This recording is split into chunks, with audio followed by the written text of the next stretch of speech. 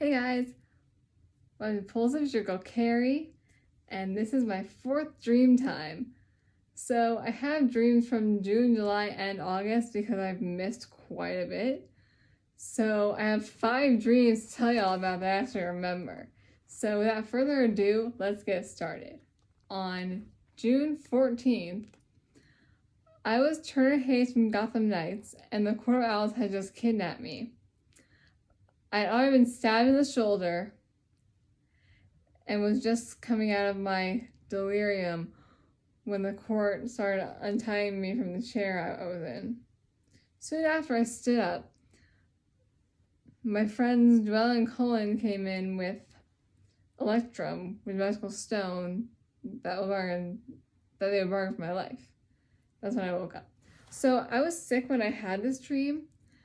My limbs felt like lead. I wanted to throw up but couldn't. And I thought that when they got to the part where they slit my throat that I'd feel better. But I didn't get to that point. And I woke up and I kept thinking I was Duella from the same show, Gotham Knights. I kept thinking I was her, even though in the dream I was Turner, so I don't really know how that worked, it just did. But yeah, I was sick and I couldn't eat because of how I felt. So yeah, doesn't happen often, but it did happen then. I'm not sure what it was. On June 29th,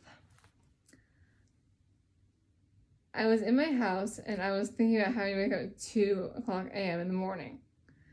This was a recurring dream because there was a very familiar man that turned the dream into a nightmare if you ran over too long.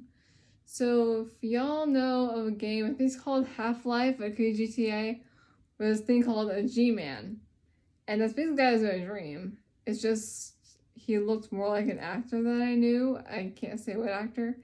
But it's like an actor was playing a G-Man that just kind of talked in a really deep voice when you're near him. And if you're around too long, or if you talk to him at all, he turns your dream into a freaking nightmare. So, yeah. And I did actually have to go 2 a.m. 2 days after I had the dream because I had to go to the beach. So, yeah, not a fun time. On July 5th, day after Independence Day, I was some kind of camp with some Meridian classmates. It was the last day, and the chaperones played a compilation of camp observations.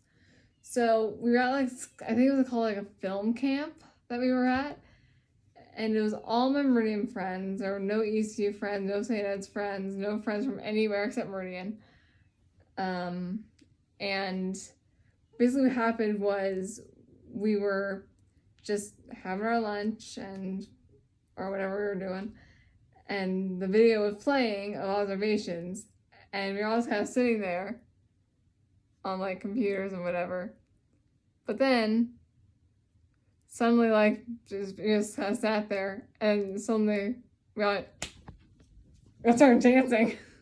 I don't know what that was. We were just sitting there feeling we weren't even just straight faced doing anything, and then suddenly we started dancing, and it was just so weird. It was so weird. We were a weird group of Meridian, okay? We were all weird. That school made us weird. So, yeah. On July 26th, I was invisible in a show called The Umbrella Academy. The only characters I recognized were Diego and Five. Knife Guy and Blink Guy. Diego was already too far gone, so I decided to go save Five. Before I could, I was looking at the TV. So this day, I was on a cruise at this point, and my friend always woke before me, always. She always woke up before I did and woke me up with the TV. So the dreams were just about to get good, and then I woke up because the TV got turned on, and there was cartoons. I was like, oh my god, please kill me. Because I cannot handle cartoons. I was on Disney Cruise, but they have Star Wars and Marvel, right? maybe DC, I'm not sure anymore. But at least turn on something I'm gonna enjoy watching, okay? Like, don't turn on something that only you're gonna enjoy, all right? Like, I mean, I'm not saying this to be me. I'm just saying I couldn't handle cartoons.